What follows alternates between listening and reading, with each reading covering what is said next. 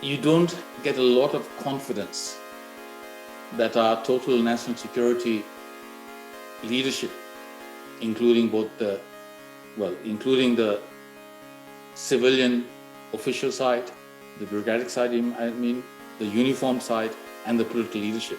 You certainly don't, I don't get a lot of confidence that they have a coherent strategic framework and vision within which they're operating.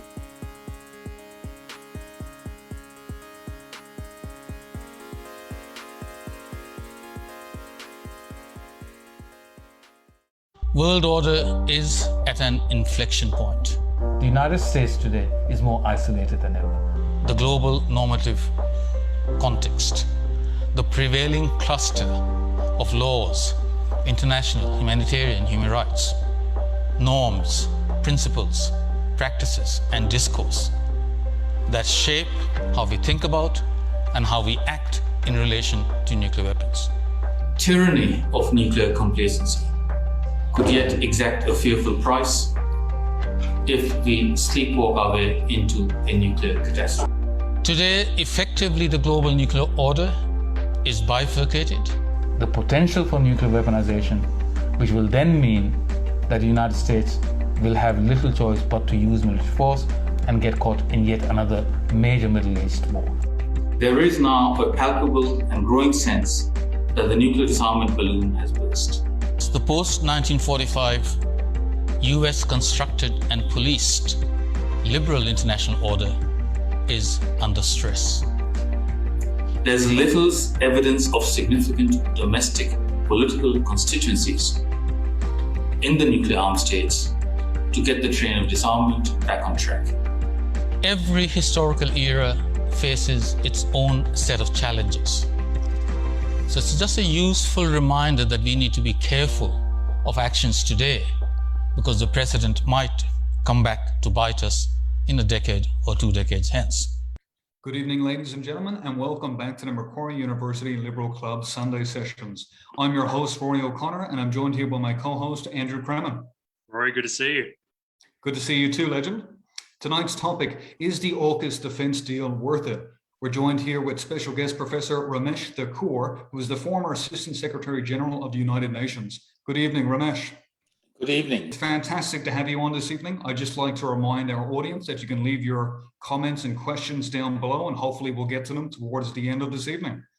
So our first question, Ramesh, would you be able to explain to the audience a little bit about your background and your career? Professional academic professor. I got my undergraduate degree at the University of Calcutta in India. My graduate degree is at Queen's University in Canada, both a master's and PhD. And I've taught full-time in Fiji, New Zealand, Canada, and Australia.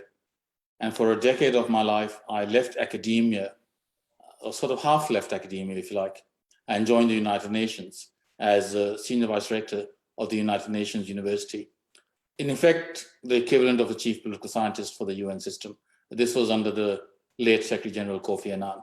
Fantastic, fantastic. So then the first question was, what exactly is AUKUS?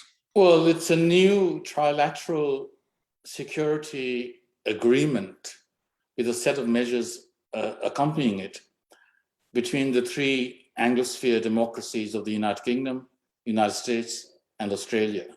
Now, that's the literal answer. I think the symbolic answer is more important. And that is, for the decades now, we've said 2 things, and successive leaders of both major political parties and groupings have said it. And that is, we don't have to choose between our history and our geography. I think AUKUS represents a choice to the extent that it brings our history to bear upon our geography. Because while our geography is constant, the geopolitical environment in which we operate is in a state of rapid flux, and AUKUS is an answer to that. Secondly, we've said we don't have to choose between China as our major trading partner and the United States as our major security partner. I think we have now made that choice quite decisively in favor of the United States. And therefore, if you put the 2 together, this will have significant ramifications and consequences over the next 50 years as we readjust to the United States and to a lesser extent the UK, recalibrating from the North Atlantic to the Indo-Pacific as the emerging center of geopolitical context in the next few decades. So what is the intended effect geopolitically with this? The intended effect, well, it's a recognition of the pivot from the North Atlantic to the Indo-Pacific as the center of geopolitical contest. Second, in a sense, it acknowledges the waning primacy of the United States as the unchallenged and unchallengeable hegemon under whose leadership the post-1945 liberal international order was constructed, and under whose authority the different dimensions of that order were policed. The United States now clearly recognizes that it's no longer going to be able to do that on its own. For us, that puts our whole security umbrella under stress, if not under question mark. And this is an answer to that, because we now become very definitely, I think, the southern anchor of that new geopolitical contest. It's a recognition that China is a far more formidable, multidimensional competitor than the old Soviet Union ever was. My colleague at the ANU and the former Deputy Defense Secretary, Paul Dibb, famously argued back in the 80s that the Soviet Union was an incomplete superpower or a one-dimensional superpower. It had military might backed with a sizable nuclear arsenal, which still does. But other than that, it didn't have the other attributes of great power. By contrast, China is a comprehensive national power. Now, the problem is twofold on that. One, China's historical, literary, and philosophical tradition and legacy is that of the Middle Kingdom, with a group of tributary states around it that acknowledge its supremacy and pay tribute to it and kowtow to it. So it doesn't have a tradition of operating as one great power in a system of other great powers. Nor does it have a maritime power tradition. It's been a formidable continental land power. But now its interests are increasingly global, and it needs the ability to be able to police its secure lanes of communication all around the world. So that's one side of it. The other side we tend to forget because we don't look as critically at the United States for obvious reasons. And that is that the United States too doesn't have a tradition of operating as a great power in a system of great powers. The European great powers have that, the US doesn't. And for the first time, it's having to readjust to the reality of a multi-dimensional peer competitor. Now, the US is militarily still streets ahead, but its ability to destroy an enemy in war has not been matched for the past 2 decades or so by the ability to bring about a post-war transition to a peaceful order built in its image. And the Afghanistan shambolic withdrawal is just the latest example of that. There are others as well. So that is the geopolitical world in which we are having to readjust. And having made our choices, we then have to embrace the technology that goes with it. And the reality for us is we operate as an isolated continent of the Anglosphere with the gravitational pull of Asia. And I want to come back to that because there's a lot of misunderstanding about that. But we have a 3-ocean, Antarctic, Pacific, and Indian, vast maritime space. And for that, nuclear propulsion actually makes a lot of sense. Doesn't mean that there are no question marks and no worries. But compared to diesel electric alternative, nuclear propulsion and the pathway to a nuclear propulsion makes a lot of sense. But then, of course, we don't have a civilian nuclear industry. And so we need the assistance with all the accompanying collateral assistance in that from our allies. So that is an important part of it. Just on the Asian gravitational pull side, you could say there's an oddity about 3 white men from 3 Anglosphere countries saying they're going to take charge of Asian affairs. And there is an element of that, and this has been perceived like that in the region in some countries. But I think the reality is AUKUS as the alliance with military teeth, from our point of view, but also from the American point of view, has to be complemented with an acknowledgement of the Quadrilateral Dialogue Forum as well, which takes us much closer to India and to Japan as major Asian democracies. So I think it's an unfair characterization to say this is simply nostalgia for the lost world of imperial Anglosphere, because it's both. It's the Quad by its nature and by its limitations will never have the sharp military edge to it. Japan wouldn't want it, India wouldn't want it, even if we did. And therefore, in a sense, it complements that. Similar to the way that you have both the European Union and NATO in the North Atlantic. We've just had an audience question come in, and touching on what you said about the different leaders, do you think the AUKUS deal would be different if Donald Trump had been president of America? Well, now I should make clear, I've never held national government position in any country, let alone some of the sensitive portfolios, including defense. So my understanding is that of an informed observer from the outside who follows these affairs. Now, my understanding is that these discussions were initiated by Prime Minister Morrison about 2 years ago. So that would have been the Trump administration. Things have changed. It's Trump more than anyone else who pivoted from China as a potential partner that we are going to assist building up its economic capabilities in the expectation and hope that economic liberalization would in due course lead to political liberalization. It's Trump who pivoted from that to identifying China as the major strategic competitor. And he was very explicit about that. And President Biden comes in with some allegations about his previous links to the Chinese regime. And in a sense, with the world having changed around him anyway, he carries on from where Trump left off. So that discussion began at that time. Technologies have moved on quite dramatically, even from the time that we entered into the deal with the French 5-6 years ago. And so I'm not sure that it would have been necessarily different. But to my mind, the more important question which arises related to that is to what extent can we be confident after the transition to Trump and then from Trump? To what extent can we be confident of continuity in Washington? Because their foreign policy and defense and security policies are now becoming hyper-partisan as well.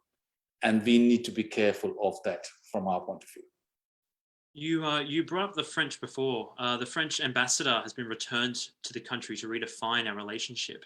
Beyond the previous contract that we held with them, what was France's relationship with Australia, and what could it be in the future? Well, it's been interesting for me to read much of the commentary and public online comments on that. We clearly have well and truly inherited England's prejudice towards the French in the way we react to them.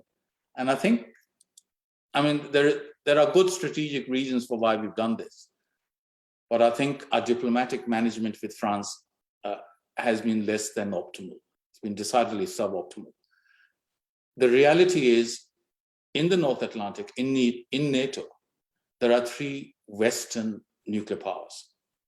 And in the UN system, we call them the P3, the 3 permanent members from the West: United States, France, and UK. And France is, in numerical terms, 40% or so more nuclear warheads in its stockpile than the UK. It is the third biggest, and now China has caught up. So it's the same nuclear arsenal size as China. It is the only continental European nuclear weapon state. It is the only European nuclear weapon state that actually has territorial island positions in the Indo-Pacific. France, there's a team, while our former Prime Minister Tony Abbott was in Taiwan, About the same time, or maybe just before him, there was a delegation of French senators there as well, much to the anger of the Chinese. I think that deal was central to the revamped and revised French strategy for the entire Indo-Pacific. So the depth of French anger has to be understood not just in terms of the cancelled deal, although that's significant commercial contract, so there is that element. But it was the centerpiece of their rejig of their Indo-Pacific security architecture. And from their point of view, they had an existing nuclear-propelled submarine system.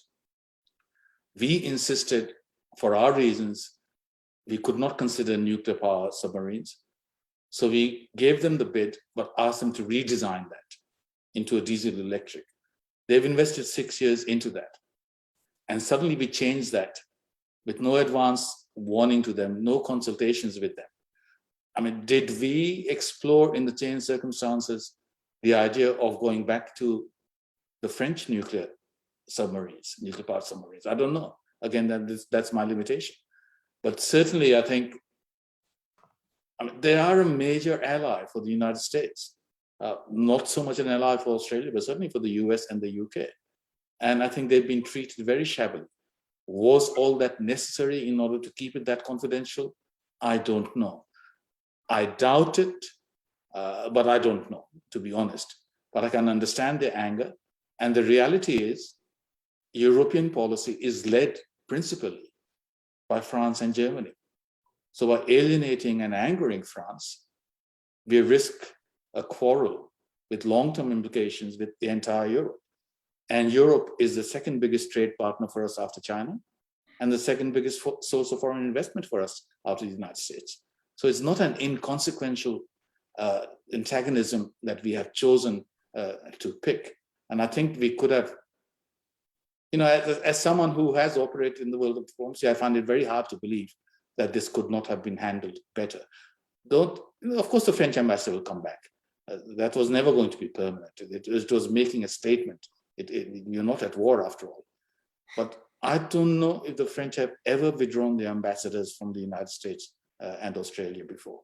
So it's not a small thing, it's quite a big thing. And it is both a diplomatic affront.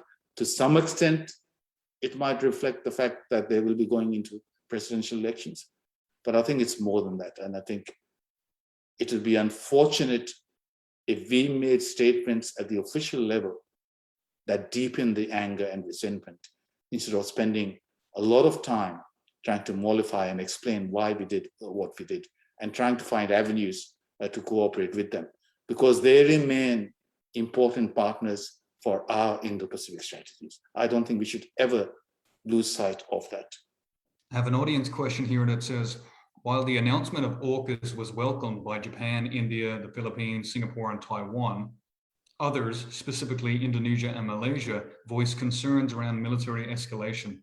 What are your thoughts about this concern? There are two aspects to that. One is in the Southeast Asian countries, in the ASEAN countries, they've already been worried about becoming a battleground in the emerging China-US geopolitical contest. And this feeds into those fears quite dramatically. And the Malaysians and the Indonesians have been the most upfront, but that would be wider than that. A second aspect is, what will be the impact of the nuclearization of our Navy on the regional navies? In other words, does this set a precedent, and will it spark and stimulate a naval arms race in the region as other countries jostle for that? Now, I wasn't aware of this before, but the former special advisor on security affairs to the South Korean president, who happens to be a friend of mine, Chung In-moon, he, after the AUKUS announcement, he revealed that in fact South Korea had requested nuclear propulsion assistance from the Americans and had been turned down because of proliferation concerns. So they obviously feel that they are being treated as second-class allies now, even though they are much more on the front line with the Korean Peninsula than we are. Will this create interest in Japan in nuclear propulsion? I would think almost certainly. Goes back to the Quad, Japan suddenly becomes the only member of the Quad that will not have nuclear propulsion. So I think the sharper identification of China as a potential strategic competitor and the determination to stand up to that instead of being intimidated and bullied by China, and the implicit recognition of a deteriorating strategic situation around Taiwan. Because let's face it, post Hong Kong, next item on China's menu is Taiwan. And I would be surprised if strategic experts in Beijing were not contemplating the possibility of going in for a forcible reunification or reunification through increasing pressure and intimidation of Taiwan before Biden leaves office, because they will have made their own strategic assessments of Biden's capability, particularly after Afghanistan, whether he's got the capacity to stand tough or whether he will fold as soon as the going gets tough. They will have made that judgment as well. So in all that, I think there is some, well, more than some, considerable acknowledgement of the benefits of this in standing up to Chinese bullying, which has extended right around the region to several neighbors. And then clearly their wolf warrior diplomacy, I think, is starting to backfire quite badly. And hopefully they will learn from that, going back to the point that they don't have much experience in operating as a great power in an international system as opposed to in a tributary system. But nonetheless, I think there are worries about the precedent this sets and can be, I don't think there is that much worry about Australia straddling over stealthily from nuclear propulsion into nuclear weapons. We are not that sort of country. We don't operate like that, and we do it openly. But what if this precedent is used by others to go for nuclear propulsion and then use that? Now, one final element on that, because I'm not sure that that is recognized or even known in the public debate, and that is that the British and American nuclear submarines, nuclear-powered submarines, use highly enriched uranium in the 93 to 97% enrichment purity range. Weapon grade is 90%. The other navies, including the French, use around 20% enrichment reactor grade propulsion.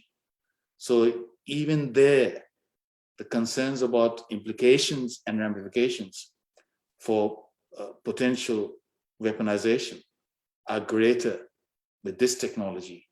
But of course, the advantage for us with this technology is that's what makes it possible to have a lifetime single reactor operating in a submarine over the 30, 40-year lifespan or whatever it is. Senator Jim Molan mentioned to us and on other platforms that Australia still lacks a national defence strategy, despite being more equipped now than ever in our history. He said that the government is too busy at the moment to formulate one. How can we fast track our way to creating and implementing a national defence strategy?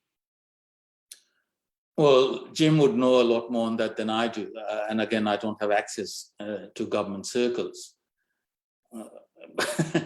But certainly you don't get a lot of confidence that our total national security leadership, including both including the civilian official side, the bureaucratic side, I mean, the uniformed side, and the political leadership. You certainly I don't get a lot of confidence that they have a coherent strategic framework and vision within which they're operating. Maybe they do. One of the costs of the way this decision was arrived at is that we haven't actually had a full-fledged public debate over the long-term vision and how this fits within that. So that will come later. And this is contrary to the existing frameworks that we do have in place in terms of the previous foreign policy and defense white papers and strategy papers. So I think there is justification for wondering where this fits in and have we really thought it through. and how does it integrate with our foreign policy objectives? Which, I mean, again, if you go back to Quad as a counterpoint, it's a good example. For all the Quad countries other than the US, the single most bilateral partner is the US. But for all the three, the second most important bilateral partner is and remains China, even for us. And that creates complications. And therefore, there can be no automatic expectation of military assistance should one of the countries end up in military conflict with China. So when India and China fought their war over the Himalayas with sticks and stones, as it happens, despite both being nuclear powers, there was no expectation that there'll be military assistance to India from any of the other Quad countries, even though there was, I think, a lot of diplomatic backing for India's stance on that.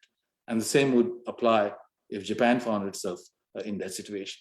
So I think there are those elements as well. Where does this fit in the larger foreign policy framework? And can we have an equivalent of a national security strategy that is made public, that has a public version, just like the Americans do? I think the American tradition of having a national security strategy laid out with each new incoming administration is a good one. And I think it would be helpful for the public to have something like that, where the different elements are brought together and where the military fits into that going forward. And that is particularly important because, look, again, the brutal reality is we have abrogated and canceled the French contract, but we don't have another contract at the moment. All we have is an 18-month agreement to scope a nuclear propulsion system for our Navy. There is no contract. So there is a legal gap, as well as the point that I think Greg Sheridan in the public commentary makes most forcefully, and that is, do we have the capability to build complex nuclear-powered submarines in Australia within the time frame in which we might need them? And the answer clearly is no. So I think we should, if we are going to go down that path, and we are committed to going down the path, we should look to asking either the Americans or the British, whoever we decide on. At the moment, the betting seems to be on the British, to build the first couple or few for us, and lease one to acquire the skills to operate it so that we can professionalize our crew and our Navy with the nuclear propulsion system in the meantime as well. All these questions remain, and they're legitimate questions, they're important questions, and they're actually quite critical questions in terms of making sure we don't have a gap in our defense strategy, especially as there's nothing in recent history to suggest that China is simply going to stand back and watch it all happen and not respond. I mean, they lack anti-submarine warfare capabilities. We believe their submarines are noisier and technologically much inferior. But if this situation is going to change so dramatically, they have a proven capacity to fast track necessary defense acquisitions a hell of a lot faster than we have, and without the accompanying time delays and cost overruns.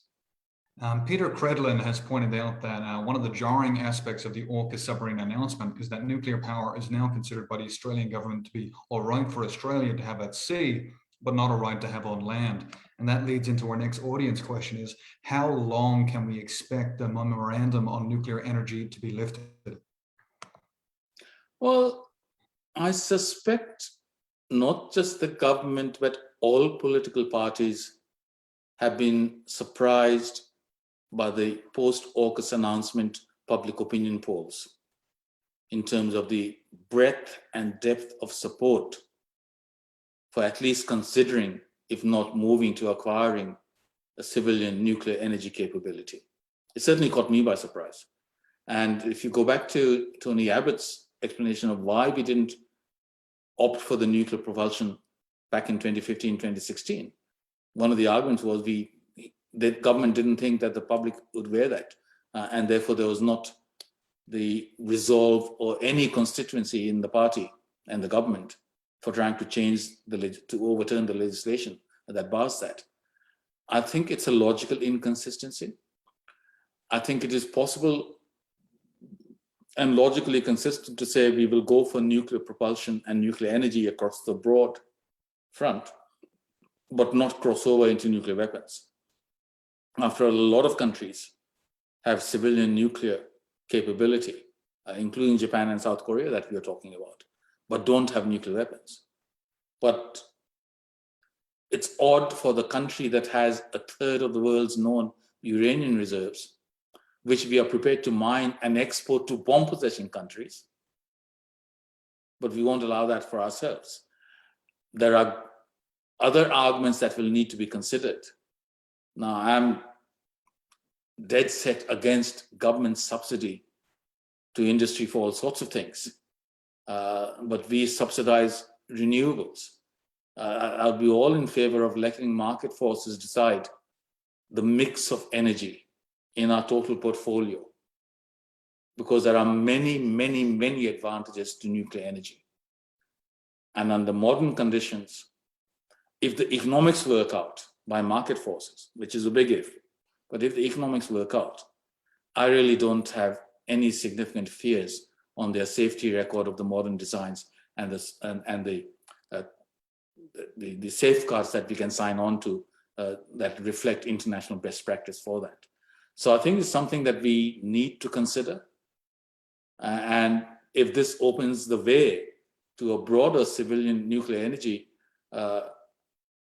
exploration by Australia, I think, to my mind, that's another argument in favor of AUKUS, because it breaks through that psychological barrier that we've had that has denied ourselves potentially the most helpful source of energy as we try to move towards cutting emissions. It is the cleanest energy. Its footprint in terms of the land area required is very small compared to renewables, etc. So there are many advantages to that, and it would be good to consider that in detail, authoritatively, rather than rule it out in principle, or because we still have hang-ups from the past about various aspects of it. Remembering also, of course, that we are the most geologically stable continent.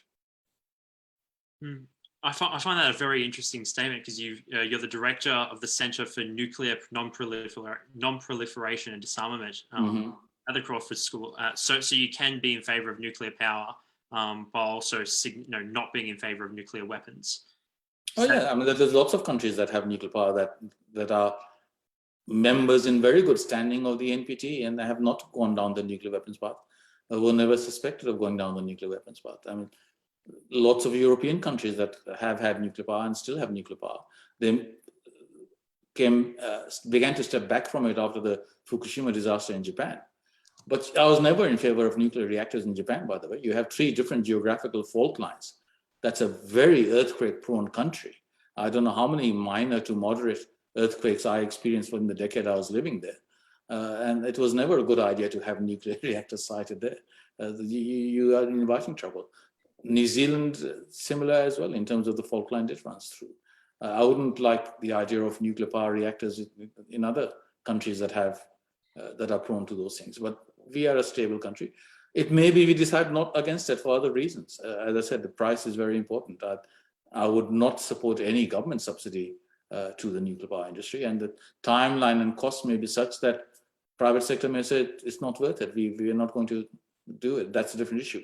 But in terms of signing on to existing international safeguards, agreements with the International Atomic Energy Agency, designing the reactors with these safety and security and safeguards issues in mind, no, in itself, I don't think it has any significant weapons proliferation concerns at all. The leader of the Australian Greens, Adam Bant, said that the decision is one of the worst security decisions for Australia in decades because it is dangerous and will result in floating Chernobyls. What are your thoughts on that comment? I think it reflects his ignorance more than anything else. I mean, this is a complete nonsensical statement. Come on. We have had what?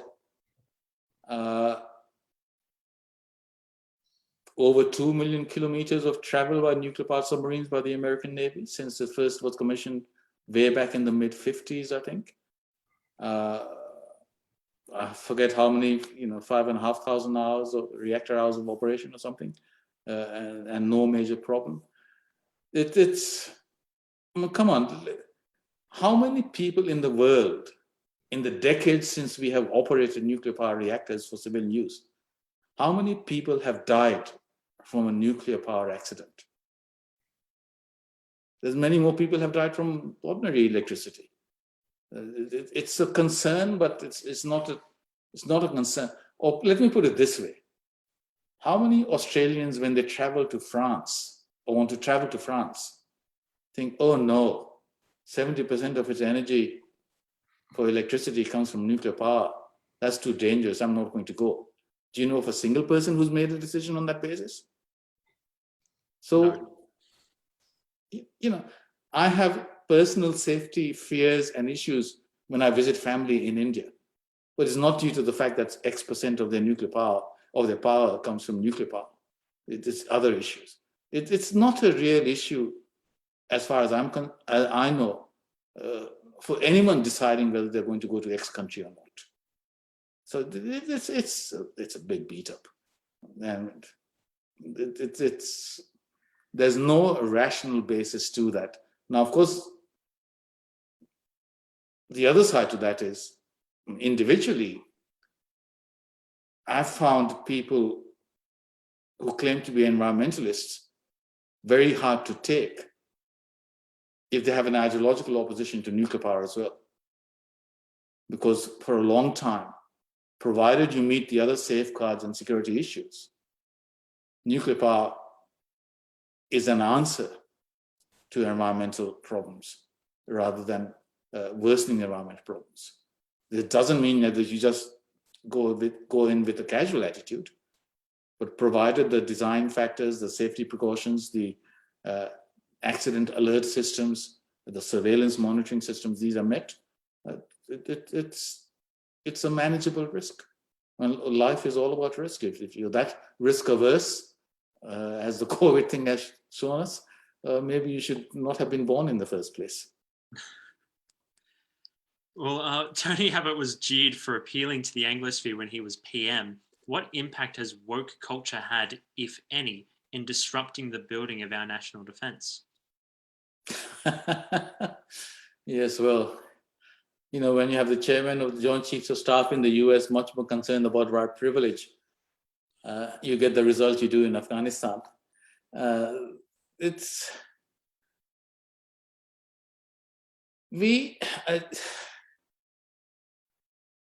remains a great puzzle to me, head-shakingly disbelief at the extent to which we are destroying ourselves from within. Now, there is no country in the world that doesn't have prejudice based on religion or caste or skin color or this and that and that. And there are individual acts of racism. I've been fortunate in that, I've lived in the West since 1971. Barring one or two minor things, I haven't really experienced it personally. And in Australia, I've driven through the outback quite extensively as well as in the metropolitan cities. That doesn't mean that there are not aspects of quote unquote systemic or structural racism, and that in Australia it shows up quite dramatically at the top levels of positions in the bureaucracy, in the private sector, even in our parliament, especially when you look at comparative countries like the UK and Canada and the US, where you see the Asians and Hispanics and Afro-Americans in top positions all over the place. And we are very strikingly lacking in that diversity at the top levels. So there is that aspect to it. But putting all that aside, look, all these countries are infinitely better at equality of opportunity to everyone based on their individual talents and merits and application and hard work than many of the countries outside the West. And I don't think we should ever forget it. I think we always have to strive to improve ourselves. But that's no reason to start destroying ourselves in claiming a level of irredeemable racism that exists in the fantasy world of these activists. That is simply not true. And I would be a lot more convinced that they themselves believe it, if in fact they then left these countries to go back to their ideal nirvanas that they believe exist somewhere else. That is simply not true. I mean, we in Australia, in New Zealand, in the UK, in Canada, and the US are far more tolerant, far more inclusive, far more diverse a society today than we were 20, 30 years ago, let alone at the height of the White Australia policy or its equivalent in these other countries. So I think we need to keep a sense of balance and perspective. And this is turning out to be divisive. It is polarizing. It is leading to a degree of bitterness that is really, really unfortunate. Just as I think, we'll find out in due course the origin of the virus, coronavirus. But at the moment, the favored narrative is some sort of a leak from the Wuhan Institute of Virology in China. But if they had wanted to let it loose deliberately, the Chinese could not have done a better job of dividing Western societies from within, of wrecking our economies, of completely destroying our social cohesion and turning Australians against Australians and Americans against Americans as we head down this path of vaccine apartheid and so on. So I think we do need to step back and think, look, we have created wonderful societies. What in heaven's name do we think we're trying to achieve by describing it as permanently, irredeemably racist, or, well, all the other woke ideology things that we can think of, maybe in the name of inclusiveness and tolerance, are demonstrating a degree of intolerance and exclusion that I would not have believed possible 10 years ago in these Western societies. Just as I've said, I would not have believed it possible to see the scenes of police action that I've seen in Melbourne. I wouldn't have thought I would see that in my lifetime anywhere in Australia, let alone in a cosmopolitan city like Melbourne. So I guess you learn even in your old age. I know it's certainly something that's been, very shocking and confronting for myself. I've lived here my whole life. I didn't expect some of those things from Australians as well, particularly the bitterness between the different states. I think a lot of people thought that was something you would only see in America, the competition, apart from something like state of origin. But the bitterness between the premiers in particular has been quite challenging for most, I think, to kind of accept. We do have an audience question here that's a bit of a pivot. It says, why has New Zealand banned nuclear-powered submarines from entering their maritime territory? They have no choice. They passed a law in the 1980s as part of the great anti-nuclear movement then. It goes back to the circumstances and the manner in which the ANZUS Alliance for New Zealand fell apart after its anti-nuclear sentiments then. New Zealand doesn't need nuclear power. It's a different context. It's a different system. The risks are different and greater there as well. But in reaction to perceptions of heavy-handedness and bullying by the Americans in the mid-80s against the opposition to nuclear weapons, they went that one step further, and under the New Zealand anti-nuclear legislation, it's not possible to do that. I don't think it's a major operational issue for us. I think it would be a mistake to elevate its importance beyond just recognizing, okay, they have the point of view, we have ours. Maybe they are free riding on defense. Maybe they don't need that extra thing because, again, their geographical position is different. So it's not some. I would not dream of taking it as an anti-Australian stance or even an anti-American stance. It's to be a New Zealander today is to be anti-nuclear. It's part of their identity. Well, fair enough. We don't have to go there. Our ships don't have to go there. ANZUS effectively fell apart in the mid-80s anyway. We have bilateral arrangements with New Zealand across a broad range of fronts. They remain a country that's very close to us and with which a lot of us identify, and a lot of Kiwis identify with Australia. I mean, well, leave it at that. I have New Zealand nationality as well. I've spent a long time of my life in New Zealand, 15, 16 years of my life in New Zealand. These are amongst two of the best countries in the world. Each has its problems, each has its attractions. Let's not get beat up over a minor, irrelevant issue. The Wall Street Journal recently revealed the presence of US troops in Taiwan, training the troops since the final months of the Trump administration, something that was previously denied. Do you believe this has been published with the permission of the US government? Or if not, why would a US publication unilaterally reveal secret US troop presence in the hottest geopolitical part of the world?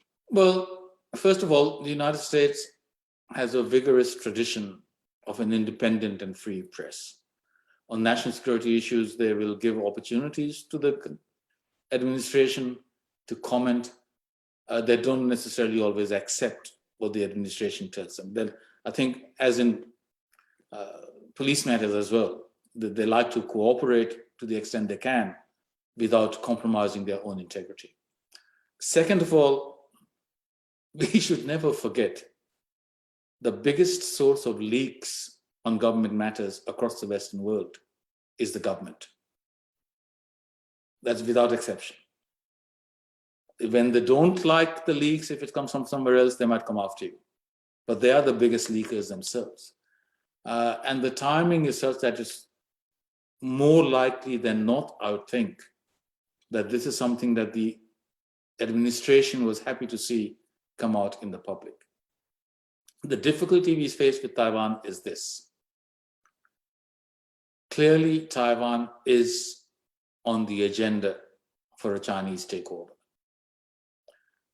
Xi Jinping has made no secret of that. I think they would be extremely disappointed if Taiwan is still independent by the time of the 100th year anniversary of the founding of the People's Republic in 2049.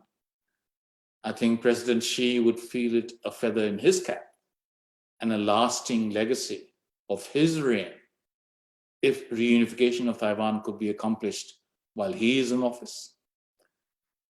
It may be that they decide, as I said earlier, that the time has come in terms of the relative shift in the balance of military forces in the Pacific of China's mainland, that they move to that with intimidation. And we've seen that testing of the air defense zone around Taiwan increase in recent days. If that is the situation, what do we do? How do we reinforce deterrence of potential Chinese aggressive moves, unilateral moves? Well, one way is to increase Taiwan's defensive capabilities so that they can impose a military cost on any attack that is higher than China is prepared to pay. That's at the level of increasing their capability, giving them training assistance, giving them more equipment, etc. The next element is to make it public that we are increasing this. You can do it partly with plausible deniability, but you can add to the deterrent effect. So at every point, there is a calculation going on in Washington of the balance between extra annoyance and provocation versus extra deterrence by letting them know. And that's a delicate calculation, which can be miscalculated. Let's not forget that. But it is a calculation. I would actually go further. I found it scandalous that Taiwan, whose population is comparable to ours, it's a vibrant democracy and has been so for decades now. It's a country with growing prosperity. Contrary to the mythology perpetuated by Beijing, there is no unbroken historical rule of Taiwan by the empire based in the mainland. There have been periods of independence, there have been periods when they've been under Japanese occupation and rule, and there is no reason in principle why 25 million people of growing prosperity, a vibrant democracy, an island country, if they choose, why should they not be independent? And they are a de facto independent country. I would have liked to have seen Australia talk.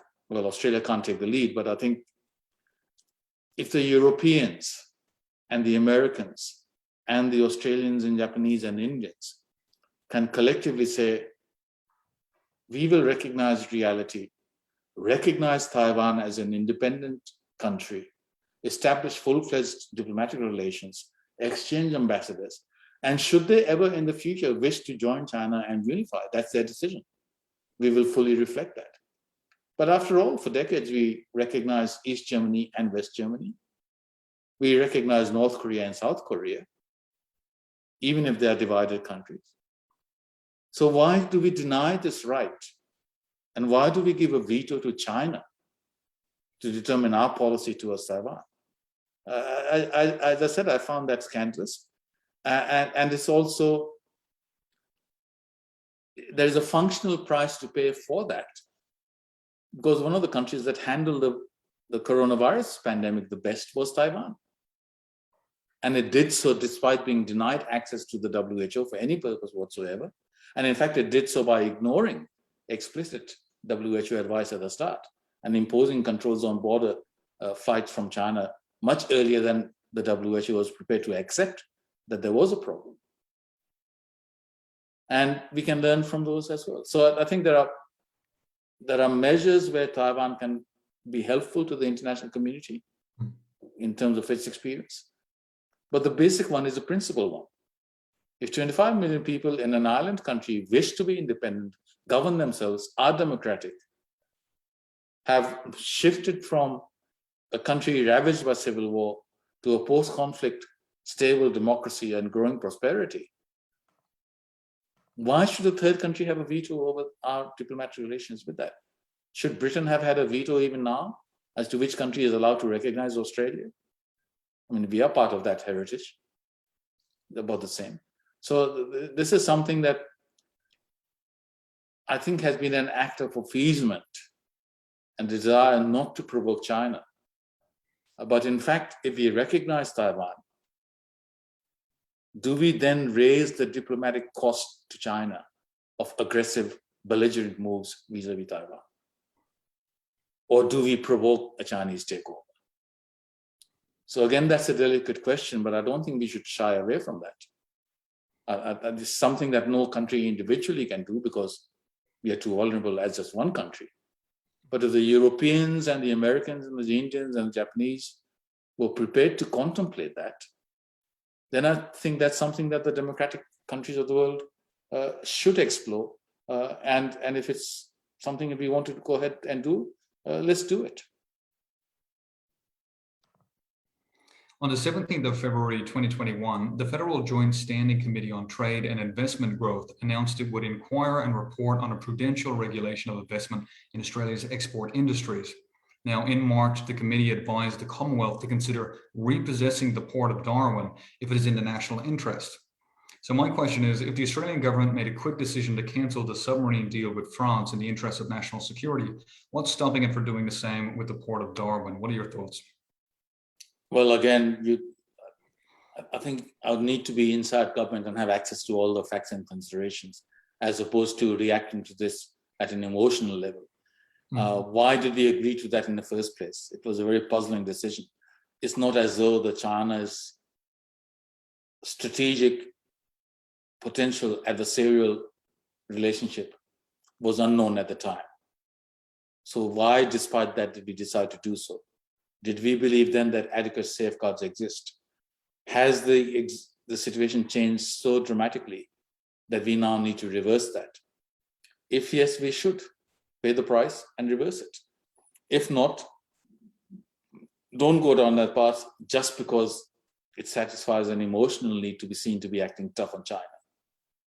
So I would need to look at that very carefully. Let's be clear. I'm not in favor of making China into an unnecessary enemy. That's not in our interest. We cannot forget the potential for strategic rivalry. We should not be intimidated by the actions they have taken against us. But the reality is China is an emerging great power. It's going to behave as a great power. Great powers typically don't follow ethical foreign policies. They follow great power imperial foreign policies. So China is no better than, but no worse than other great powers. Let's not forget the long history of US unilateralism, acting often in defiance of international law because they could get away with it. And I've been in discussions in the room with very senior Chinese officials who pointed that out and said, we learn from the United States how a great power behaves. And we are going to copy our behavior on what the US has done. So you see the Chinese reject the International Tribunal on their dispute with the Philippines. They remember how the US rejected the International Court's opinion with their behavior towards Nicaragua. So there are these things as well. And we have to be careful that we do not turn competition with China into a self-fulfilling enmity across a broad front. So there is a balance between appeasement and provocation that requires, let me finish with that. One of the biggest mistakes we have made over the past decade or a bit longer is to run down DFAT, run down our capacity for diplomatic engagement by hollowing out the Department of Foreign Affairs and Trade. I don't think you can ever separate diplomacy from defense and national security issues. And to put all our eggs in the defense basket while neglecting diplomacy would be a terrible mistake, and we'll end up paying a heavy price for that.